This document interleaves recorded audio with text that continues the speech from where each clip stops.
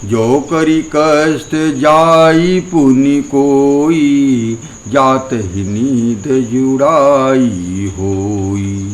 जड़ता जाड़ विषम उर लागा, गयऊ न मज्जन पाव अभागा। यदि कोई मनुष्य कष्ट उठाकर वहाँ तक पहुँच भी जाए। अभी तक ये बात हो रही थी कि जिनको गृह कार्य नाना जंजाला और उसमें जो उलझे रहते हैं वो रामचरितमानस के सरोवर तक पहुँच ही नहीं पाते हैं। लेकिन मान लीजिए कि वो वहाँ तक पहुँच भी गए तो फिर क्या होगा? अगर कष्ट करके वहाँ पहुँचे, यदि कोई मनुष्य कष्ट कर वहाँ कष्ट उठाकर वहाँ तक पहुँच भी जाए तो वहाँ जाते उसे नींद रूपी जूड़ी आ जाती है। हृदय में मुक्ता रूपी बड़ा कड़ा जाड़ा लगने लगता है और वहाँ जाकर भी वह अभागा स्नान नहीं कर पाता। वहाँ जब पहुँचेंगे उनको ठंडक महसूस होगी अपने मन में और यह बुखार आ जाएगा और उसके बाद भी वो ध्यान नहीं दे पाते हैं। जो वहाँ पहुँचने पर भी वो ध्यान नहीं दे पाते हैं। करी न जाई शर्म जन पाना, फिरावई समेत अभिमाना। जो बहोरी को पूछन आवा, सर निंदा करिता ही बुझावा। उससे उस सरोवर में स्नान और उसका जलपान तो किया नहीं जाता है, वह अभिमान सहित लौट आता है। फिर यदि कोई उससे पूछे, वहाँ का हाल पूछने आता है, तो वह अपने अभाग की बात न कह करके सरोवर की निंदा करके ही समझाता है कि अरे इतना ठंडा पानी में कौन नहाएगा। इस तरह से बात कर देगा।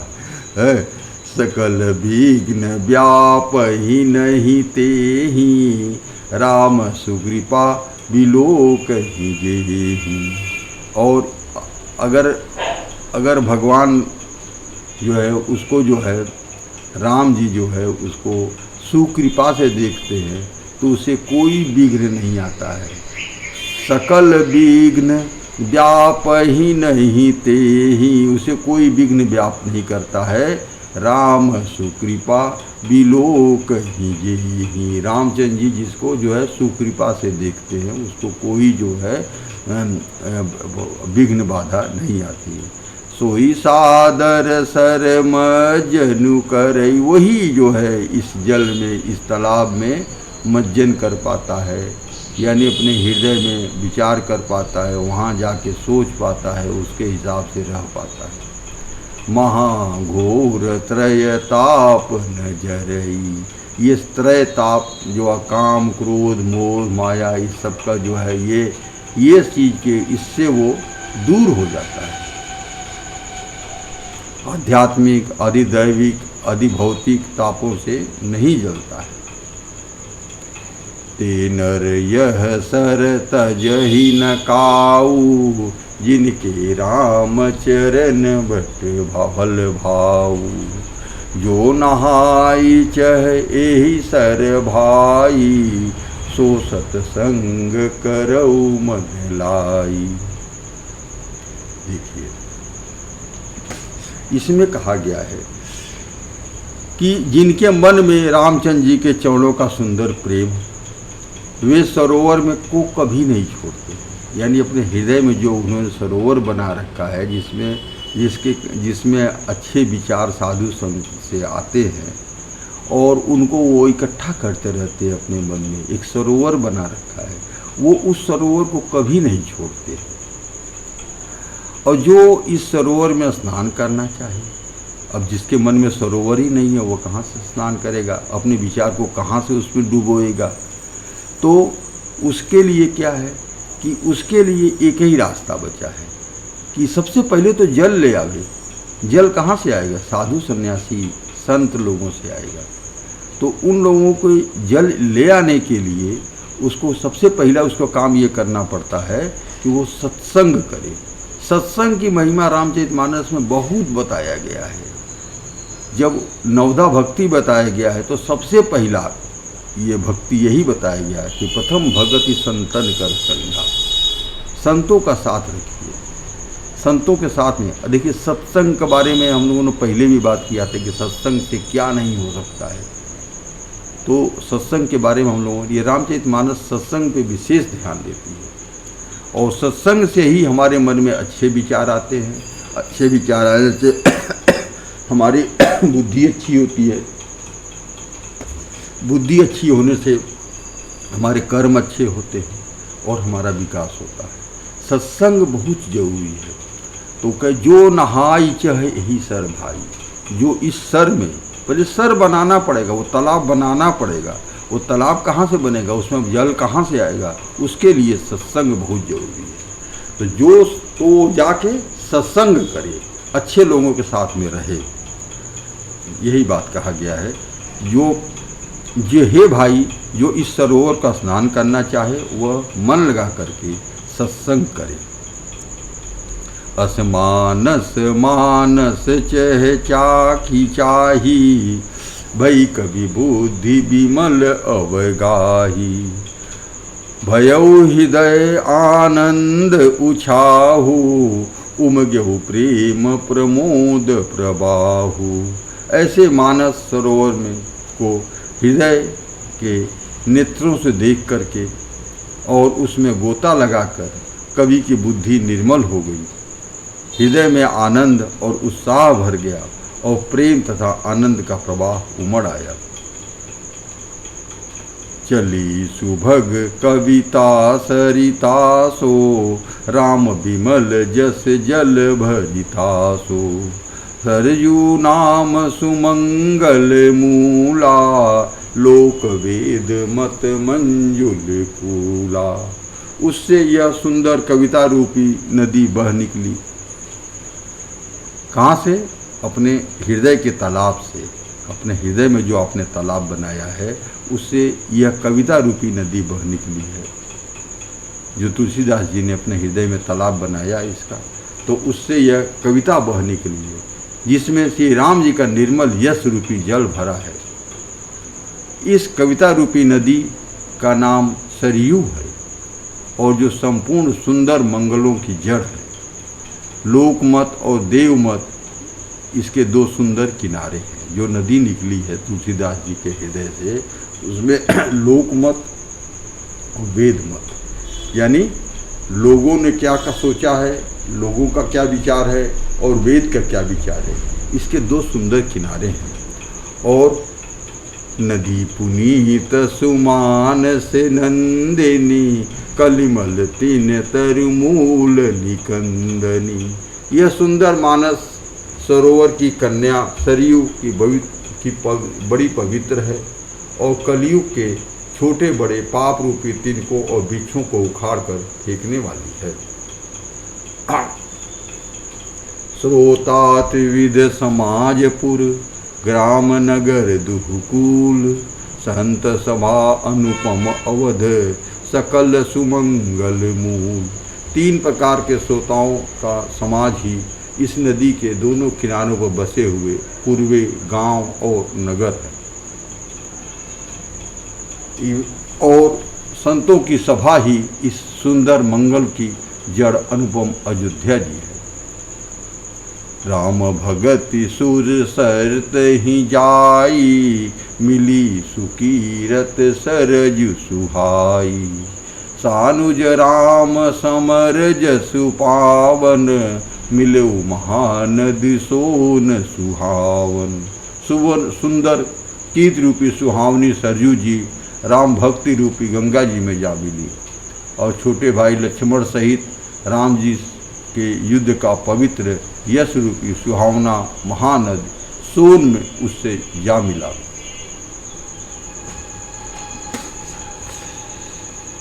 जुग बीच भगति देव धुनि धारा, सोहति सहित सुविरति विचारा।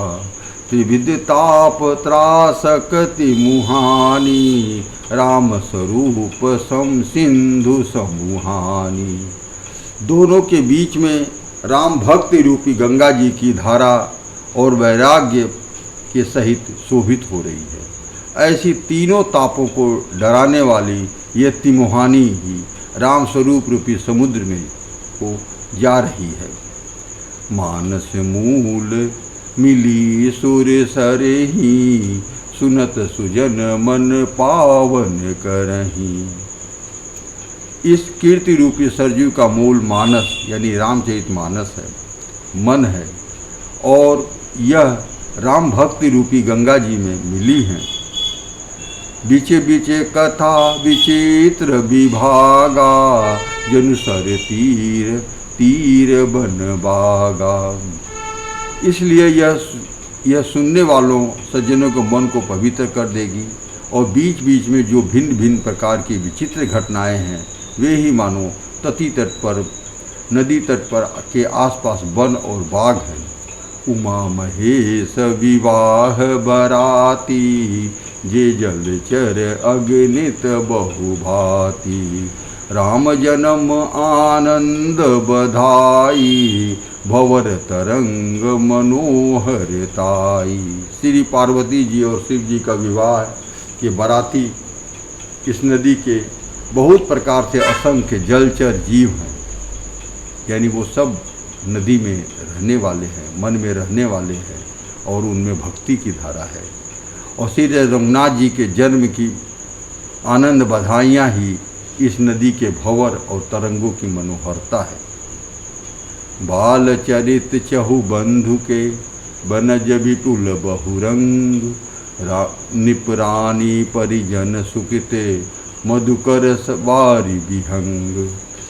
चारों भाइयों का बाल चरित वे ही इस खिले हुए रंग बिरंगे बहुत से कमल हैं। महाराज दशरथ जी और उनकी रानियां और कुटुंबियों का सत्कर्म यानी पूर्ण ही भ्रमर माने भौरा और जल पक्षी है। सिय स्वयंवर कथा सुहाई, सरित सुहावनी सोच बिछाई। नदी नाव पटु प्रश्न अनेका, केवट कुशल उतर सविवेका। श्री राम जी के स्वयंवर की जो सुंदर कथा है वही इस नदी में सुहावनी छवि छा रही है। चारों और अनेकों सुंदर विचारपूर्ण प्रश्न ही इस नदी की नावें हैं, और उसके विवेकपूर्ण उत्तर ही चतुर केवट है। सुनी अनुकथन परस पर होई, पथिक समाज सोह सरि सोई।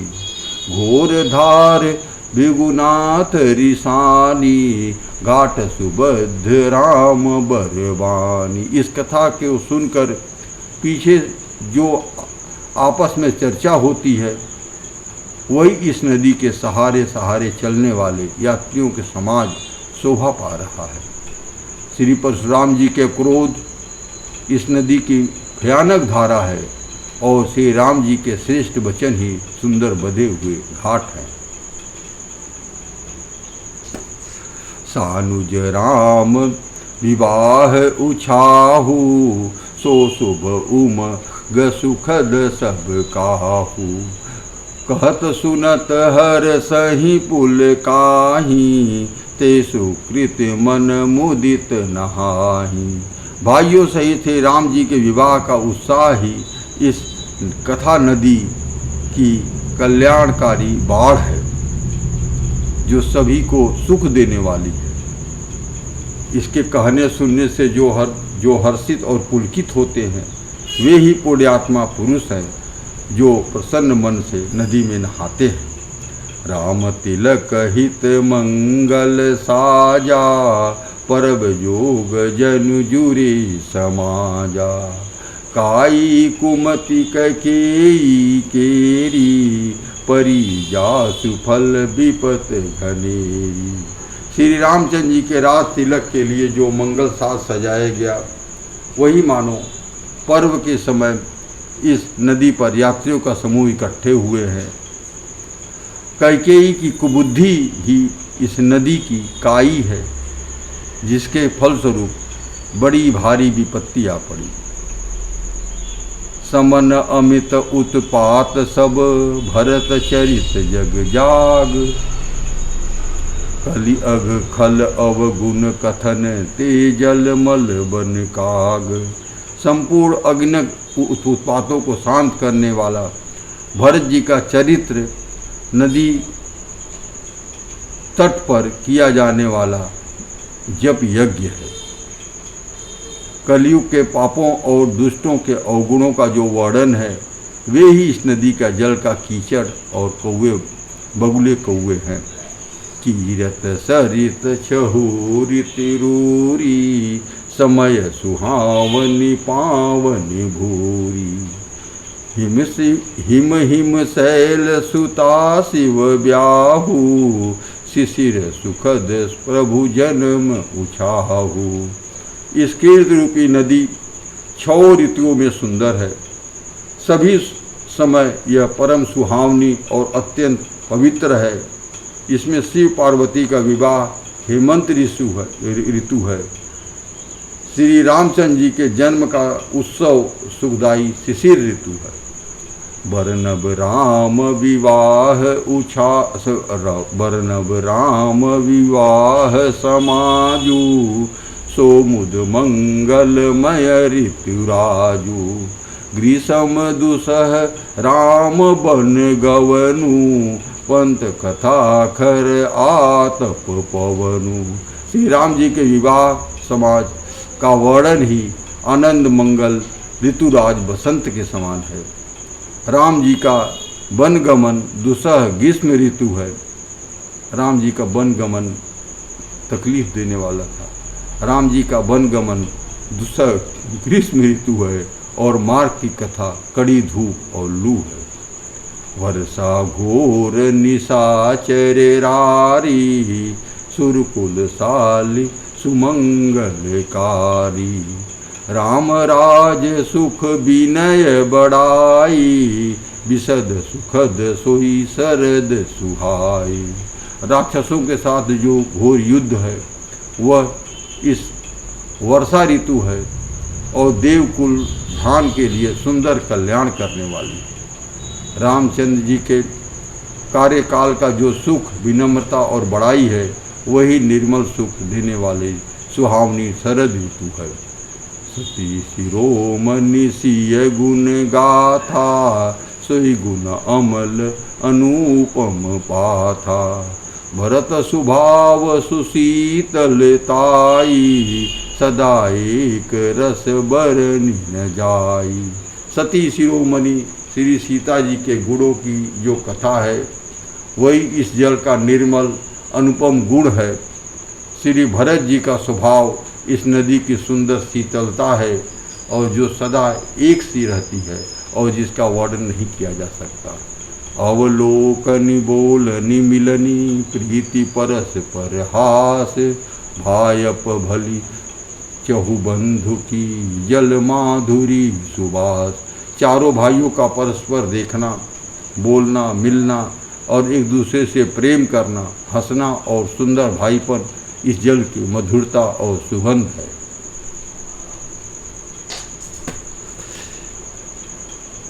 आरती विनय दीनता मोरी, लघुता ललित सुबारी न थोरी।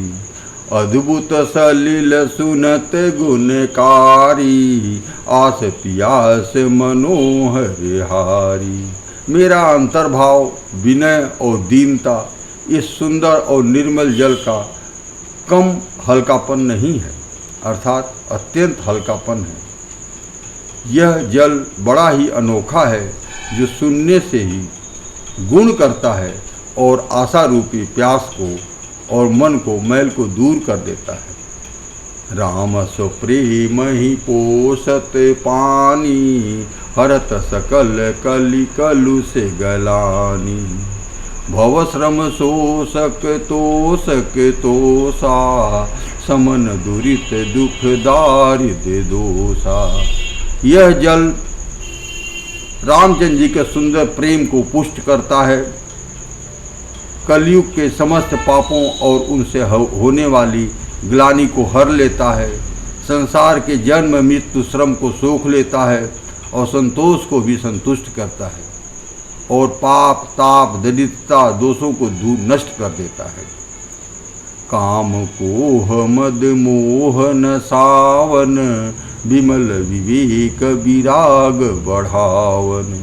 सादर मज्जन पान किए ते, मिटहि ताप परिताप किए के। यह जल काम क्रोध मद मोह का नाश करने वाला और निर्मल ज्ञान और वैराग्य को बढ़ाने वाला है। इसमें आदरपूर्वक स्नान करने से, यानी रामचरितमानस को कायदे से अपने मन में करने से, पढ़ने से, स्नान करने से, इसके पीने से हृदय में होने वाले सब पाप ताप मिट जाते हैं।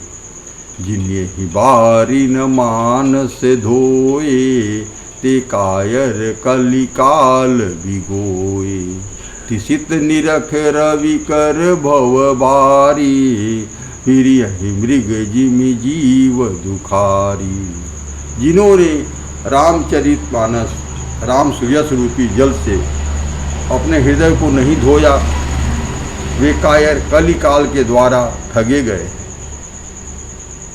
जैसे प्यासा हिरन सूर्य की किरणों की रेत पर पड़ने से उत्पन्न हुए जल के भ्रम को वास्तविक जल समझ करके पीने के लिए दौड़ता है और जल न पाकर के दुखी हो जाता है, वैसे ही कलयुग के ठगे हुए जीव भी विषयों के पीछे भटक कर दुखी होंगे।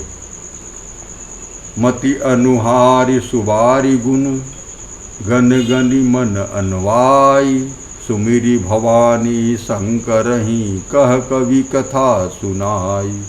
अपनी बुद्धि के अनुसार इस सुंदर जल के गुणों को विचार कर उसमें अपने मन को स्नान कराकर भवानी शंकर को स्मरण करके कवि तुलसीदास सुंदर कथा कहता है। अब रघुपति पद पंकरुह, हिय धरि पाई प्रसाद। करऊँ जुगल मुनि वर्य करे, मिलन सुभग संवाद। अब मैं रघुनाथ जी के चरण कमलों को हृदय में धारण करके उनका प्रसाद पाकर दोनों श्रेष्ठ मुनियों का मिलन का सुंदर संवाद कहता हूँ। यहीं हम लोग विश्राम लेते हैं। जय भगवान, जय श्री राम।